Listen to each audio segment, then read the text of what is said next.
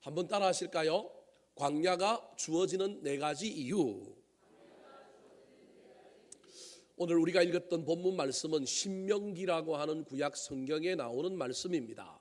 신명기는 출애굽한 이스라엘 백성들이 10명의 정탐꾼들의 말을 믿고 하나님을 원망하고 불순종함으로 말미암아 가나안 땅에 들어가지 못하고 40년을 뺑뺑뺑 도는 광야 생활을 하게 되었습니다. 그런데 드디어 이 광야에 방황했던 세월이 끝이 나고 이제 가나안 땅으로 들어가기 직전에 모세가 40년 동안 방황한 이 백성들이 똑같은 죄에 넘어질까 봐 다시는 방황하지 말도록 너희들이 광야에서 왜 40년 동안 방황했는지를 알려주는 3편의 설교가 신명기입니다.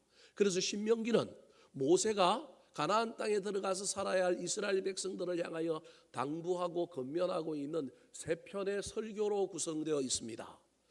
오늘 이 본문은 그 설교 가운데 이스라엘 백성들이 왜 광야에서 40년이나 방황을 했는지, 사흘 길이면 강을 건너서 들어갈 수 있는 그 가나안 땅을 바로 눈앞에 두고도 영의 눈이 어두워져서 들어가지도 못하고 알지도 못하고 같은 길을 계속 뺑뺑뺑뺑뺑뺑 돌았던 이유를 알려주면서 너희들은 다시는 이런 실수를 하지 말아라.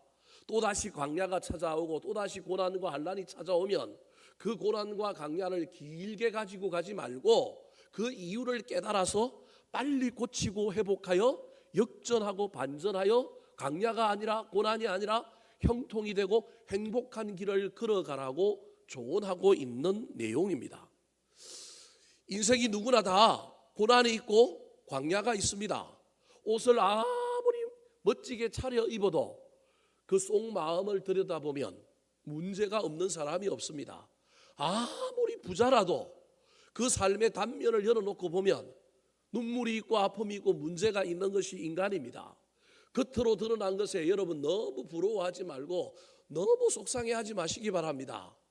자기 속에 뭐가 들어있는지, 내 삶에 어떤 아픔과 눈물이 있는지 정말로 그 사람하고 하나님밖에 모르지만 분명히 그 사람이나 나나 인생 살아가는 것, 어려운 것 큰 차이가 없을 것입니다. 문제는 고난을 안 당하고 광야가 없는 것이 아니라 고난과 광야를 빨리 끝내고 얼마나 역전하고 빨리 반전시킬 수 있느냐가 더 중요합니다. 고난을 이기고 역전시키고 반전시킬 수 있는 능력 중에 최고의 능력은 고난이 어디서 왔는지, 왜 왔는지, 무엇 때문에 왔는지 그 이유를 알면 고난과 광야는 견딜 수 있습니다. 이유를 알면 고칠 수 있고요, 회복할 수 있고요, 다시금 역전시킬 수 있기 때문에 그렇습니다. 추석 연휴를 지나고 있는 이때에 이 연휴 끝에 무슨 설교를 할까 기도하는 가운데 하나님께서 저에게 말씀해 주신 것이 있습니다.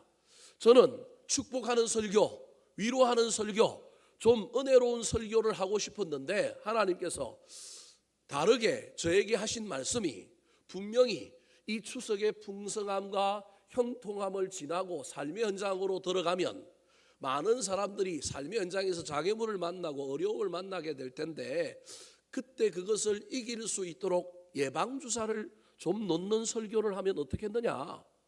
그냥 좋다, 행복하다, 은혜롭다, 멋지다, 잘하고 있다, 위로하는 것도 중요하지만 우리 인생이 반드시 열매 맺는 가을을 향하여 달려갈 때 이번 추석에는 태풍이 안 하는데 꼭 추석 명절이나 설 되면 뭐가 와요? 태풍이 오잖아요. 그런 것처럼 우리 인생도 행복을 그대로 이어가면 악한 마귀가 그걸 보지 못하고 분명히 불행의 씨앗을 뿌려놓고 장애물을 만들어 놓고 우리를 뒤집어 엎으려고 애를 쓸 텐데 그때 안 당하는 것이 중요한 게 아니라 빨리 끝내고 빨리 이기는 것이 중요하지 않을까 하는 그런 하나님의 음성이 들려서 좀 무거운 설교지만 그래도 우리 인생에 광야가 주어지는 이유가 무엇인지 이스라엘 백성들의 이야기를 통하여 추석 이후에 우리가 삶의 현장으로 돌아갔을 때 우리 인생 가운데 고난이 펼쳐지고 광야가 펼쳐질 때 이 이유들을 잘 배우고 깨달아서 우리는 빨리 역전하고 고칠 수 있었으면 좋겠습니다. 추석 이전부터 이미 광야가 시작되신 분, 고난이 있는 분들도 이 설교를 잘 듣고 내 인생의 이 광야를 바꾸려면 어떻게 해야 될까? 광야를 지나 가나안 복지에 들어가고 고난을 끝내고 다시금 하나님께서 주시는 아름다운 인생길을 걸어가려면 어떻게 해야 될지에 대한 큰 교훈을 얻는 저와 여러분이 되기를 예수님의 이름으로 축원합니다. 자, 그렇다면 왜 하나님은 이스라엘 백성들에게 40년 동안 광야의 삶을 허락하셨을까요? 광야의 삶을 허락하신 이유는 무엇일까요? 첫 번째 이유입니다. 따라하시겠습니다. 더 겸손하게 하려고. 노예 생활을 하다가 해방이 되었습니다. 해방이 되었으면 감사해야 되고 그 마음이 겸손해져야 되는데 인간이 연약함에 있다가 자유를 얻고 가난함에 있다가 형통해지면 반드시 우리 인간은 감사하기보다는 점점 변해가서 잘난 체하고 자랑하고 교만해지기가 쉽습니다. 이스라엘 백성들이 광야에 40년 방황을 하게 된 가장 큰 이유 중에 하나가 바로 그들이 겸손하지 못하고 교만해지려고 했기 때문에 그렇습니다. 교만의 특징은 하나님이 없는 것입니다. 하나님을 신뢰하지 못하고 하나님을 믿지 않으려고 하는 그들의 삶 속에 교만이 들어오는 것을 보고 그 교만의 길을 막고 겸손하지만 더 겸손하게 만들려고 하나님께서 그들에게 광야의 길을 주셨는데 깨닫지 못하니 고치지 못하니 몇 년을 한 거라고요? 40년을 한 겁니다. 40년. 빨리 깨닫고 하나님의 뜻을 깨달아서 야, 내가 교만했구나. 내가 옛날에 노예였는데, 내가 옛날에 죄인이었는데 하나님 나한테 자유를 주셨구나. 하나님 나에게 이렇게 잘 살게 해주시구나 깨닫고 감사하고 겸손해지면 되는데 자꾸 옛날 생각은 안 하고 오늘날의 다른 사람과 비교하는 가운데 다른 것과 비교하는 가운데 더 교만해지고 겸손이 사라지는 삶이 지속되었기 때문에 40년 동안 방황하게 되었다. 광야의 삶을 살았다고 모세가 설교합니다. 2절 말씀 같이 한번 읽어볼까요? 시작. 내 하나님 여호와께서 이 40년 동안에 내게 광야길을 걷게 하신 것을 기억하라. 이는 너를 낮추시며 너를 시험하사 내 마음이 어떠한지 그 명령을 지키지 않지 알려 하심이라. 40년 동안 네게 광야의 길을 걷게 하신 이유 내가 알려줄 테니까 기억해라. 잊지 마라. 너를 낮추려고 광야의 40년을 너희에게 주었다. 얼마나 이게 중요한지 2절에만 이야기하고 있는 것이 아니라 3절에서도 반복합니다. 3절도 읽어볼까요? 시작. 너를 낮추시며 너를 줄이게 하시며 또 너도 알지 못하며 내 조상들도 알지 못하던 만나던 내게 먹이신 것은 사람이 떡으로만 사는 것이 아니요 여호와 입에서 나오는 모든 말씀으로 사는 줄을 내가 알게 하려 하심이니라. 그렇다면 왜 광야에서 하나님께서는 이 이스라엘 백성들을 낮추시려고 했을까요? 가나안 땅에 들어가면 훨씬 더 풍요로울 거란 말이에요. 광야에서도 겸손하고 낮추지 않으면 가나안 땅에 들어가서는 더 낮추지 않을 거기 때문에 이 광야에서 겸손을 확실하게 배우게 하려고 하나님께서 하셨는데 도리어 그들은 겸손을 배운 것이 아니라 더 악해지고 더 교만해진 것입니다. 낮추시는 이유는 높이시려고 낮추시는 것입니다. 사랑하는 성도 여러분, 겸손은 축복의 근원이고 교만은 만병의 근원입니다. 그러므로 저와 여러분의 삶에 있어서 내가 좀 벌었다고, 내가 좀 직분을 받았다고, 내가 세상에서 좀 잘 나간다고, 내가 옛날에 없던 것 누린다고 여러분, 저와 여러분이 잃어버리면 안 됩니다. 어제 장로님하고 식사하는 가운데 차를 마시면서 케이크 하나를 시켰습니다. 작은 케이크 하나를 시켰는데 제가 그 케이크를 보니까 케이크 옆에 테두리를 비닐로 둘러놨어요. 우리 집사람이 그 비닐을 떼더라고요.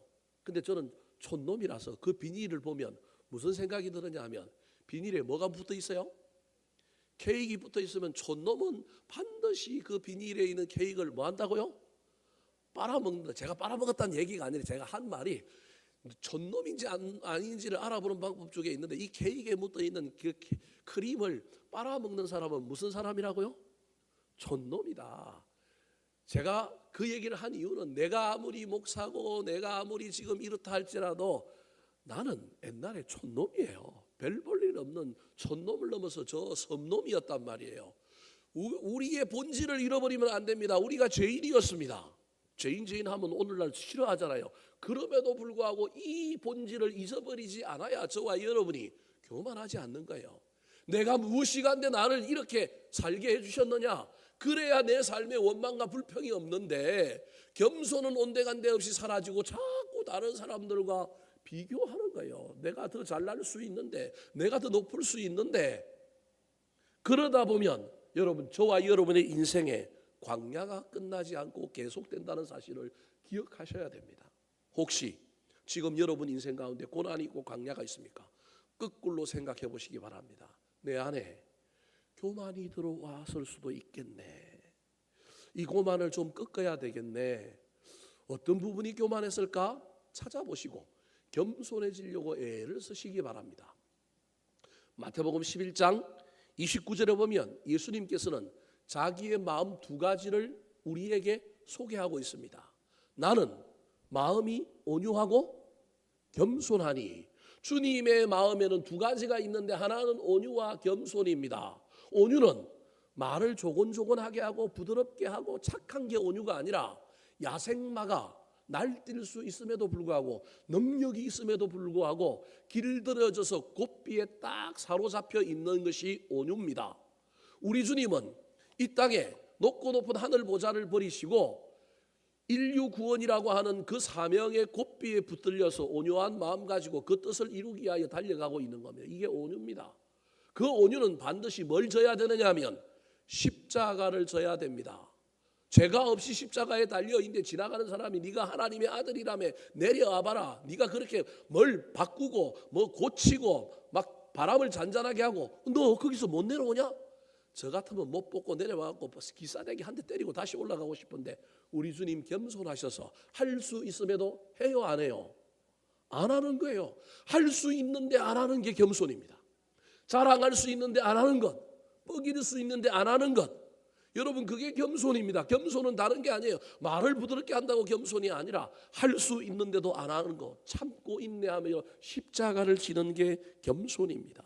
사랑하는 성도 여러분, 추석 연휴 끝나가는 이 와중에 저와 여러분의 인생 가운데 광야가 온다면, 이미 광야가 이전부터 있었다고 한다면, 고난이 끝나지 않고 계속해서 지속된다고 한다면 초점을 외부로 향하여 돌리지 말고 다른 사람을 향하여 돌리지 말고 나를 향하여 좀 이 초점을 바꾸시기 바랍니다. 내 마음 상태는 지금 어떤가? 혹시 나는 교만하여 하나님을 의지하지 않고 나를 믿고 있지는 않은가? 내 인생 나의 거라고 이야기하면서 하나님 주시는 능력으로 개척해 나가는 것, 의욕적으로 일하는 것을 넘어서서 아예 하나님 없이 나 혼자 살고 있지는 않은가? 교만입니다. 그래서 그 교만은 반드시 광야가 찾아오고 그 광야가 끝나지 않고 뺑뺑뺑 도는 일들이 펼쳐질 수 있다는 사실을 깨달아서 낮추시고 겸손함으로 역전과 반전을 이루는 저와 여러분 되기를 예수님의 이름으로 축원합니다. 두 번째, 광야가 우리 가운데 계속되는 이유는 무엇일까요? 따라 하시겠습니다. 더 순종하게 하시려고. 겸손은 반드시 십자가를 지는 순종으로 나아갑니다. 이스라엘 백성들에게 가장 큰 문제, 가나안 땅에 들어가지 못하고 광야 40년을 뺑뺑이 돌았던 이유는 하나님 없는 교만도 중요하지만 더 큰 것은 하나님의 말씀을 믿지 않고 말씀대로 따르지 아니하였던 불순종 때문입니다. 그러므로 광야를 끝을 내고 고난을 끝을 낼 수 있는 방법 중에 하나는 다시금 내 삶을 되돌아보고 내가 무엇을 불순종했는가 살펴보고 불순종을 순종으로 바꾸는 데에서 역전과 반전은 시작될 것입니다. 제 말을 잘 들으시고 한번 생각해 보시기 바랍니다. 내 인생 가운데 고난이 펼쳐지고 있다, 광야가 시작되고 있다. 그때 생각을 바꾸시기 바랍니다. 저 인간 때문에, 저 사람 때문에 시작된 게 아니고 내가 뭘 하지 아니하였다고요? 순종하지 않은 일이 있네 깨달아야 합니다. 순종하지 않는 일이 있는지 없는지를 살펴볼 수 있는 영의 눈이 있어야 합니다. 그리고 그 일을 다시금 붙들고 실험하여 내 마음을 바꾸어서 순종할 때 역전은 시작될 것입니다. 2절 말씀 다시 한 번 더 읽어볼까요? 시작. 내 하나님 여호와께서 이 40년 동안에 내게 광야 길을 걷게 하신 것을 기억하라. 이는 너를 낮추시며 너를 시험하사 내 마음이 어떠한지 그 명령을 지키는지 지키지 않는지 알려 하심이라. 시험하사, 순종하는지 안 하는지 시험하사, 그 명령을 지키는지 지키지 않는지 알려고 하나님께서 광야를 주셨다라는 거예요. 저게 무슨 말일까요? 가나안 땅을 코앞에 두고 갑자기 이스라엘 백성들이 모세에게 나타나서 하나님께 물어봐 달라고 합니다. 뭘 물어봐 달라고 하느냐 하면 가나안 땅, 우리가 들어가야 될 땅, 주님이 주신다고 하신 그 땅이 어떤 땅인지 우리가 궁금해서 뭘 보내겠다고요? 정탐꾼을 한번 보내보겠다라는 거예요.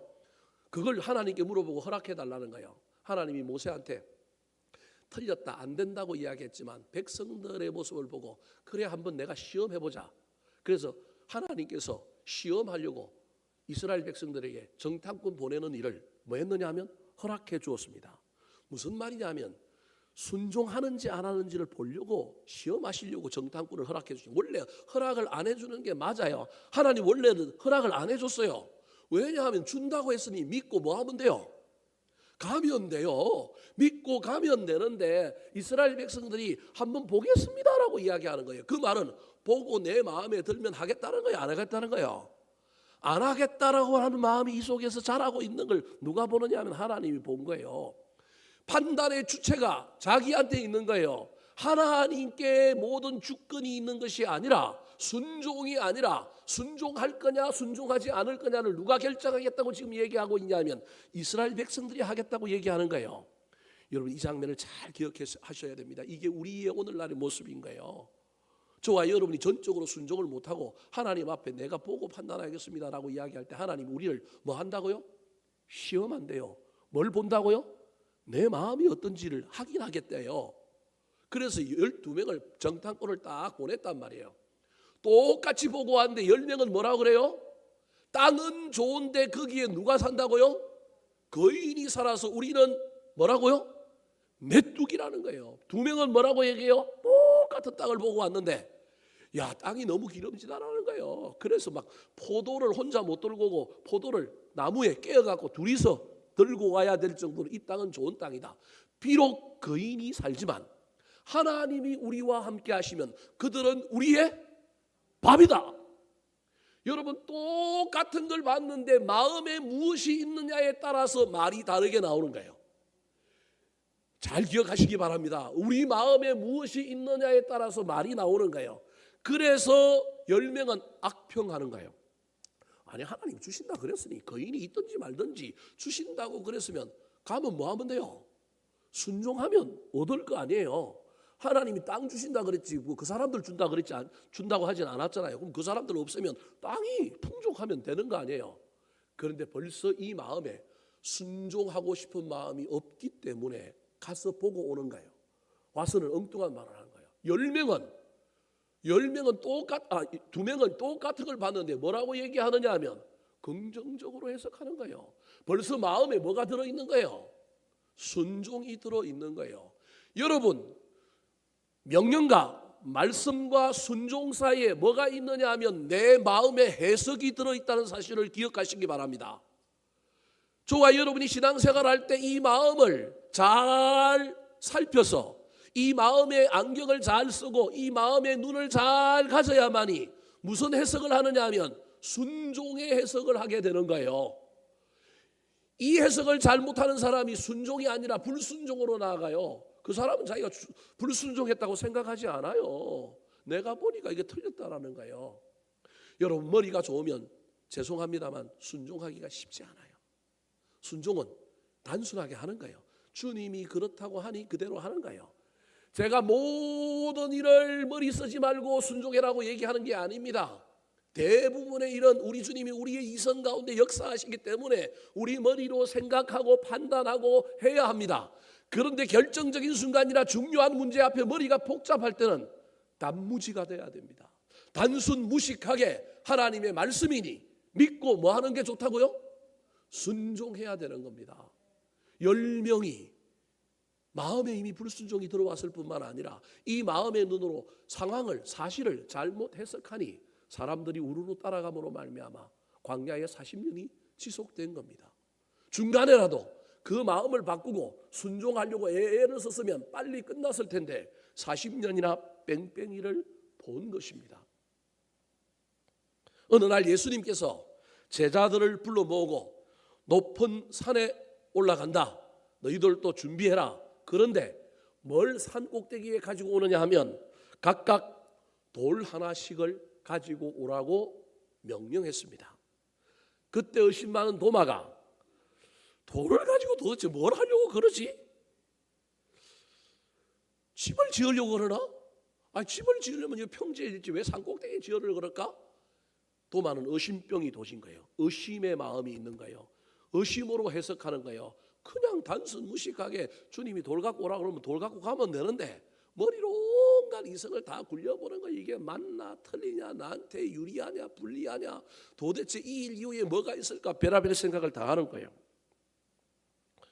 그런데 주님의 명령이 있었으니 그냥 갈 수가 없어서 공깃돌 5개 주워 갖고 갔습니다.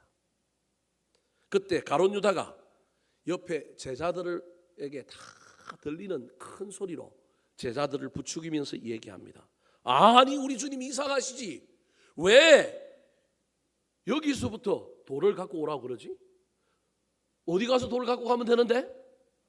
산 꼭대기 밑에서 뭐 갖고 가면 돼요? 돌 갖고 가면 되는데 왜 여기서부터 갖고 오라 그러지? 있을 데도 없는 왜 돌을 갖고 오라고 그러지? 원망과 불평을 쏟아내면서 다른 제자들을 들쑤시기 시작했습니다. 여러 명의 제자들이 가룟 유다의 꼬임에 빠뜨려서 가룟 유다는 나는 올라가다가 중간에서 산 꼭대기 밑에서 돌 가지고 가겠다고 하면서 터벅터벅 아무것도 안 갖고 올라갑니다. 그때 여러 제자들도 이 가룟 유다를 따라 올라갔습니다.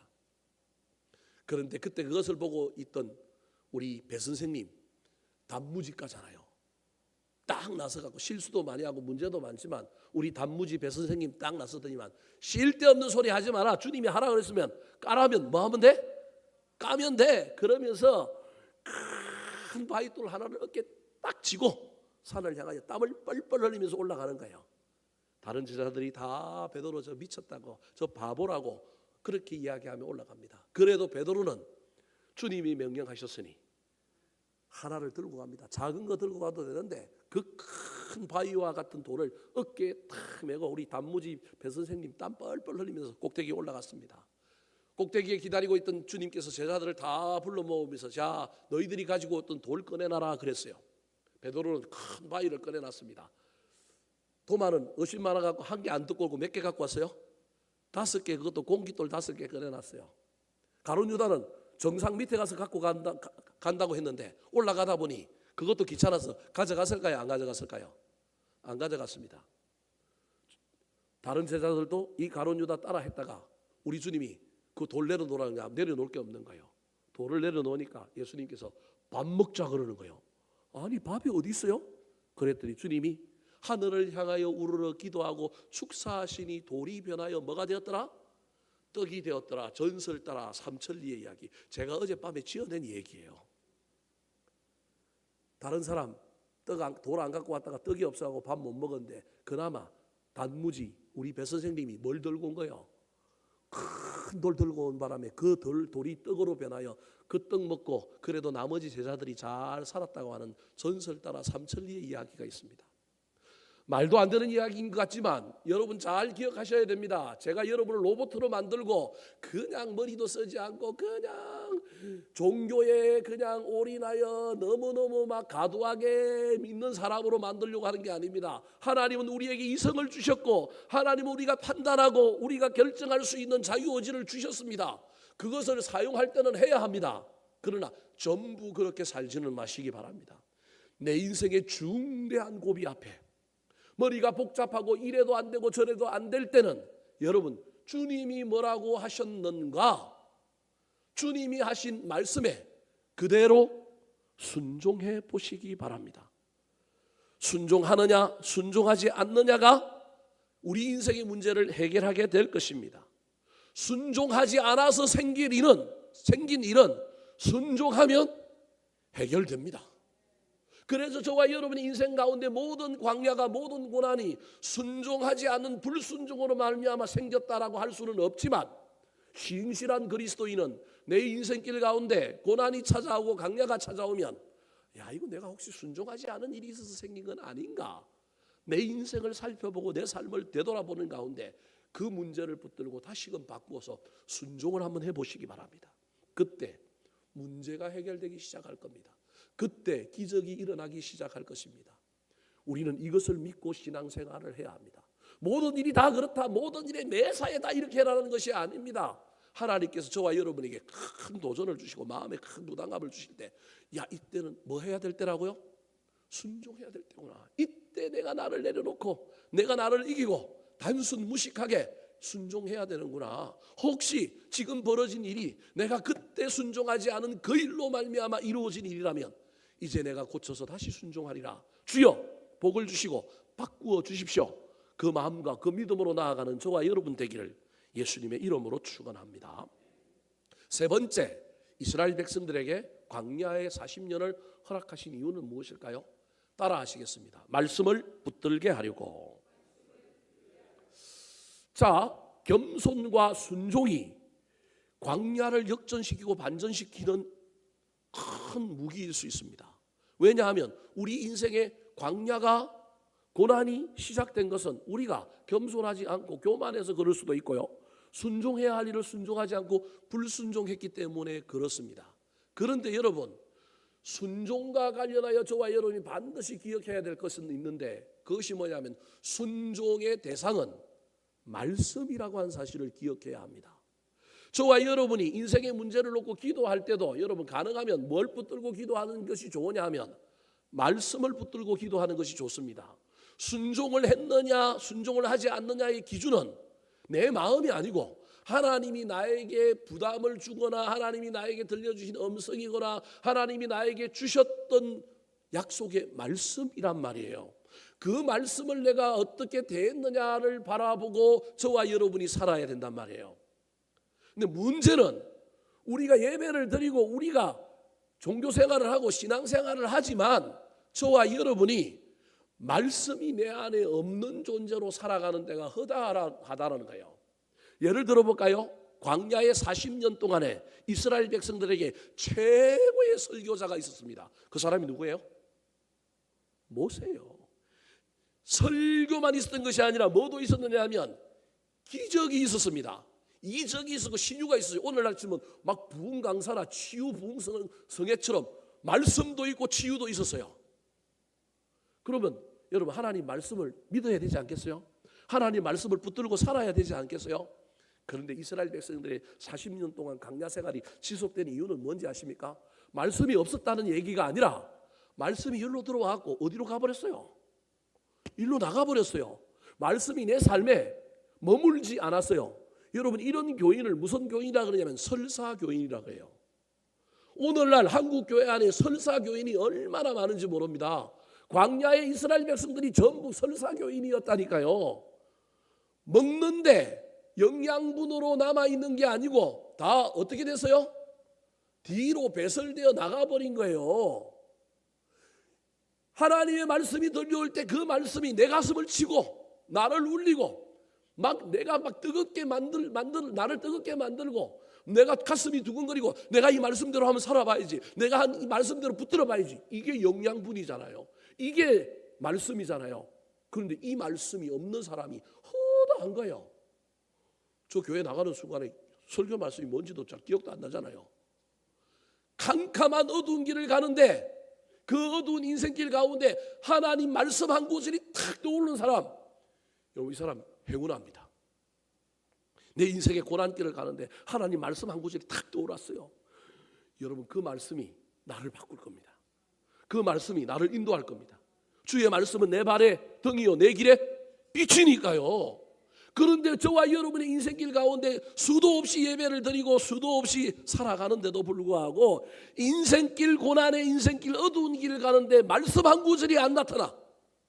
이게 설사교인이라니까요. 죄송한 이야기지만 말씀 한 구절이 안 나타나요.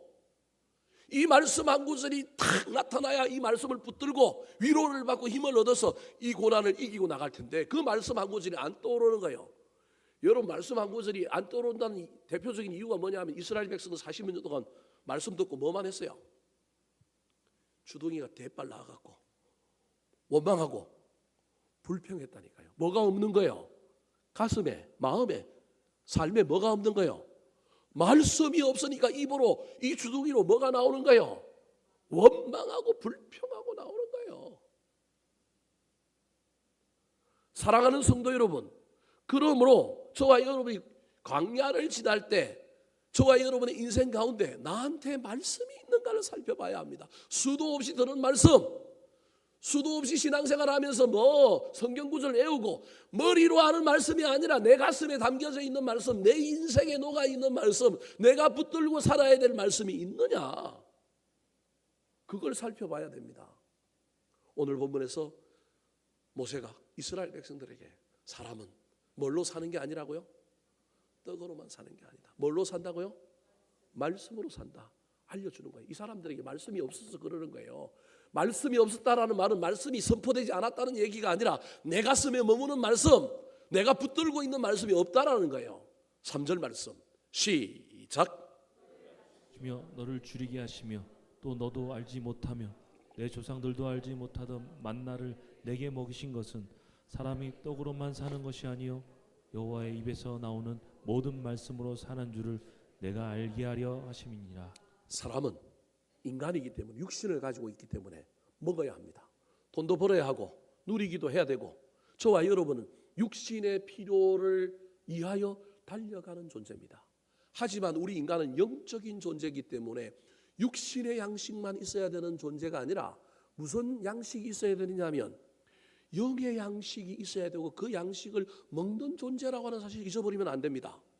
여러분 기억하셔야 됩니다. 우리가 돈 벌고 꿈을 이루기 위하여 뭔가를 누리기 위하여 열심히 달려갑니다.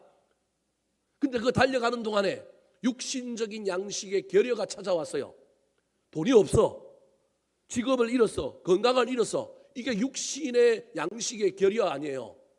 근데 육신의 양식의 결여는 또 다르게 어떤 의미냐면 내 안에 뭐가 없기 때문에 그렇다고요? 영의 양식이 없는 거예요. 저와 여러분의 인생 가운데 고난이 찾아오고 강야가 찾아와서 내 인생에 육신의 결여, 육신의 양식이 없는 것이 발견될 때 동시에 저와 여러분 뭘 발견했느냐면 내 안에 무슨 양식이 없다고요? 영의 양식이 없구나. 내가 이 영의 양식을 채워야 되는구나. 이 영의 양식을 붙들어야 되는구나. 그래서 여러분 위대한 신앙인들이 고난을 당할 때 고난당하는 사람들이 반드시 붙들었던 것이 뭔지 아십니까? 아니 고난 가운데 있는데 그 얼마나 힘들어요. 그런데 그 고난 가운데 말씀을 붙들었어요. 예를 들어볼까요? 수많은 종교개혁자들이 종교개혁은 무엇으로부터 시작했어요? 말씀으로부터 시작했어요. 종교개혁 이렇게 해갖고 도망다니고 막 죽을 고비를 넘겼어요. 죽을 고비를 넘기는 이 종교개혁자 루터가 죽을 고비를 넘기면서 뭘 번역해요? 성경을 번역했어요. 라틴어로 된 성경을 다 번역했어요. 무슨 말씀이 이해되십니까? 육의 양식의 문제는 육의 양식의 문제로만 해결되는 게 아니고, 그래서 저와 여러분이 육의 양식의 문제 때문에 광야를 걷고 고난을 당할 때 주님 이거 좀 없애주십시오, 이거 사라지게 해주십시오, 그 기도도 해야 되지만 반대로 저와 여러분이 영의 양식이 떨어졌네, 채워야겠네, 내 안에 말씀이 들어와서 나를 움직이는 말씀이 있어야 되겠네, 저와 여러분이 그것을 기억하고 붙들어야 합니다. 그래서 저는 목회할 때마다 위기가 올 때마다 나를 목회 현장으로 불러주실 때 나한테 주셨던 우리 하나님의 말씀 디모데후서 2장 14절 말씀을 저는 늘 읽고 또 읽고 붙들고 그렇게 나아갑니다. 진리의 말씀을 옳게 분별하면 부끄러울 것이 없는 일꾼으로 인정된 자로 네 자신을 하나님께 드리기를 힘써라. 아, 내가 나 자신을 하나님께 드리지 않았구나. 말씀을 옳게 분별하지 못했구나. 사람에게 인정받지 못했는 자로의 삶을 지금 이렇게 살아가고 있구나. 다시금 그 말씀을 붙들고 실험하며 달려갑니다. 사랑하는 성도 여러분, 영의 양식의 육의 양식의 문제를 육의 양식의 문제로만 풀려고 하지 말고 시선을 바꾸어서 아, 내가 설사교인이네, 내 속에 삶이 없네, 말씀이 없네, 내가 지금 붙들고 씨름하는 말씀이 없네, 말씀대로 살아보려고 그 말씀이 인생의 정답임을 알고 내가 품고 붙들고 가는 말씀이 없네, 깨닫고 주님 앞에 기도하는 가운데 그 말씀을 채우시고 말씀을 붙드는 저와 여러분 되기를 예수님의 이름으로 축복합니다. 마지막입니다. 우리 인생의 광야가 펼쳐지는 이유는 무엇일까요? 왜 끝나지 않고 계속될까요? 따라 하시겠습니다. 더 감사하게 하려고. 광야의 길을 걸어가고 있는데 어떻게 감사하겠어요? 그런데 이스라엘 백성들을 향하여 모세가 광야 40년을 지나가고 있는 이 백성들에게 중요한 통찰 하나를 주는 설교를 합니다. 4절 말씀 같이 한번 읽어볼까요? 시작. 이 40년 동안에 내 의복이 헤어지지 아니하였고 내 발이 부르트지 아니하였느니라.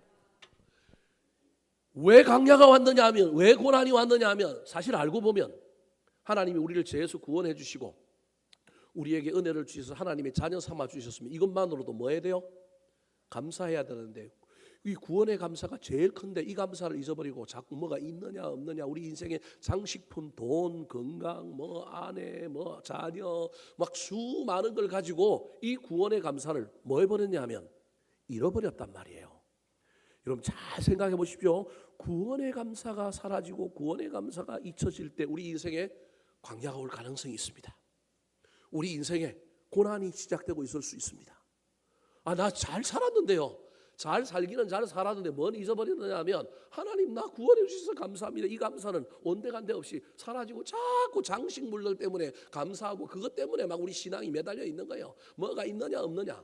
아, 인간인데 그거 없으면 어떻게 살아요? 그래서 우리도 뭐 누려야 되고 뭘 더 얻어야 되고 더 가져야 되고 필요합니다. 그리고 더 가지면 감사해야 됩니다. 그래도 잊어버리지 말아야 될 것이 있는데 그게 뭐냐면 구원의 감사입니다.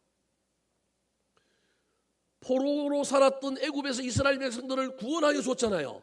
그러면 이 백성들이 광야의 길 가는 동안에 뭐 해야 돼요?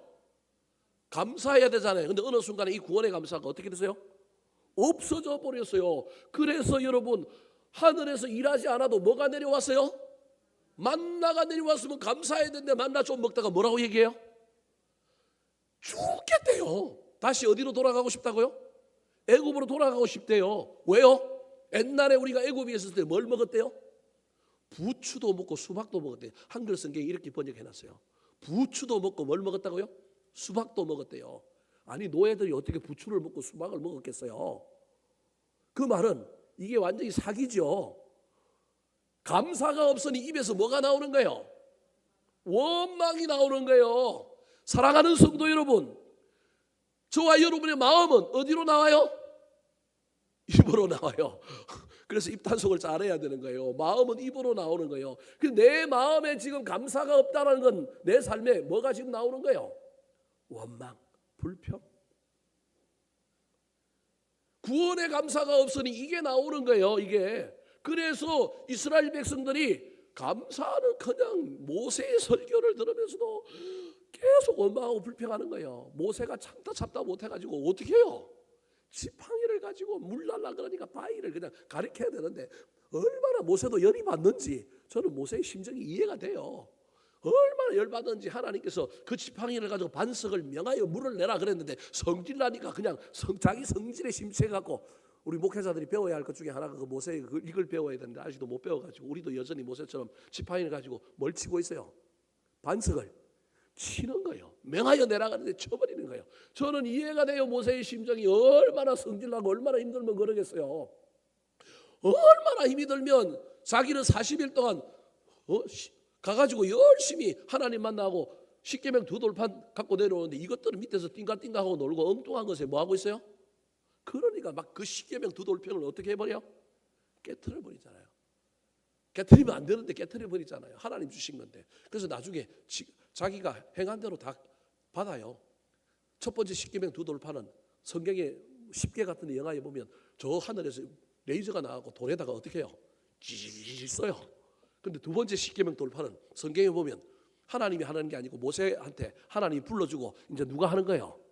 모세가 조각해요. 지가 깨트렸으니까. 이게 우리 인간의 연약함이긴 한데 그럼에도 불구하고 저는 모세가 이해되는 게 얼마나 원망하고 얼마나 불평하면 그러겠어요. 이스라엘 백성들이 원망과 불평 때문에 광야가 온 거예요. 감사가 없을 뿐만 아니라 고난이 펼쳐질 때 더 원망함으로 그 광야가 지속된 거예요. 그래서 오늘 본문의 4절에서 모세가 다시 한번 통찰을 주면서 고난 속에서도 뭐 하라고요? 감사라고 이야기해요. 4절 우리 한 번 더 읽어볼까요? 시작. 4년 동안에 내 의복이 헤어지지 아니하였고 내 발이 부르트지 아니하였느니라. 40년 지났는데 네가 죽었느냐는 거야. 안 죽었지 않느냐. 그러면 뭐 해야 된다고요? 감사해야지. 교통사고 나고 안 죽었으면 감사해야죠. 그런데 우리는 교통사고 안 난 것에 대한, 안 나야 되는데 난 것에 대한 원망과 불평을 갖고 사는 거예요. 의복이 헤어지지도 않았고 발이 부르트지도 않았는데 40년을 광야를 돌아다니는데 이런 일이 일어났으면 이거 놀라운 일이잖아요. 기적이잖아요. 그래서 여기서 무슨 거리를 찾아야 되느냐? 감사거리를 찾아야 되는데 도리어 무슨 거리를 찾아요? 원망거리를 찾으니까 이 광야가 끝나지 않는 거예요. 위대한 성자는 고난이 끝나고 형통이 찾아와야 감사하는 사람이 아니라 고난 중에 감사하는 사람이에요. 하나님은 죄악 중에서도 최선을 만드는 분이라고 하는 믿음을 가지고 저와 여러분이 바닥에 떨어지고 낭떠리에 떨어져서도 그 속에서 하나님이 어쩔 수 없이 이런 상황을 만들었지만 그래도 나에게는 뭘 주셨다고요? 최선을 주셨다. 여러분 이게 믿는 사람의 태도예요. 이 경지에 저와 여러분이 올라가야 돼요. 저도 간혹 이게 안 돼갖고 힘들 때가 있지만 이걸 깨닫고 이게 이게 지금 어렵지만 어려운 중에도 하나님이 나를 제일 높은 자리에 올려주셨네. 아이고 감사하다. 이게 고난을 끝내고 광야를 끝내는 지름길이라고 하는 사실을 기억하시기 바랍니다. 왜요? 감사가 뭘 불러요? 감사를 부르기 때문에 그래요. 고난 중에 내가 감사하면 그 감사 때문에 환경이 바뀌고 삶이 바뀌어서 여러분 진짜 감사할 일이 일어나는 거예요. 그래서 감사를 부르는 거예요. 세상 사람들은 제가 이렇게 이야기하면 이해를 못할 거예요. 말도 안 되는 소리 하고 있네. 우리를 종교의 어떤 심취하게 만들어가지고 우리를 이상하게 부려먹으려고 저러는 거지. 이렇게 이야기하는 사람들이 아마 부지기수일 거예요. 그런데 아니에요. 이게 영적인 일이에요. 종교를 떠나서라도 여러분 개인적인 삶에 있어서 여러분 없는 것을 찾지 말고 있는 것을 찾으시고 거기서 또 올라가고 또 올라가는 삶을 한번 살아보시기 바랍니다. 그러면 인생이 역전되고 반전될 것입니다. 말씀을 마치려고 합니다. 사랑하는 성도 여러분, 고난 없는 사람, 광야 없는 사람 없습니다. 빨리 끝냈으면 좋겠어요. 오는 광야, 오는 고난 막을 수는 없지만 빨리 끝내고 역전시키고 반전시킬 수는 있지 않겠습니까? 그때 저와 여러분이 시선을 환경을 탓하고 사람을 탓하는 데 쓰지 마시고 나한테 좀 돌려서 내가 교만한 건 아닌가? 내가 불순종한 것 때문에 이 일이 벌어진 건 아닌가? 이 어려운 가운데 내가 말씀이 생각나고 내가 붙들고 이 어려움을 이길 수 있는 하나님의 말씀의 능력이 필요한데 내한테 말씀이 없네. 그래서 다시금 말씀을 사모할 뿐만 아니라 더 나아가서 현실 속의 원망과 불평을 찾는 것이 아니라 감사함으로 광야를 통과하고 고난을 역전시키고 반전시키는 저와 여러분이 되기를 예수님의 이름으로 축원합니다. 한번 따라 하실까요? 광야가 주어지는 4가지 이유. 더 겸손하게 하려고, 더 순종하게 하려고, 말씀을 붙들게 하려고, 더 감사하게 하려고,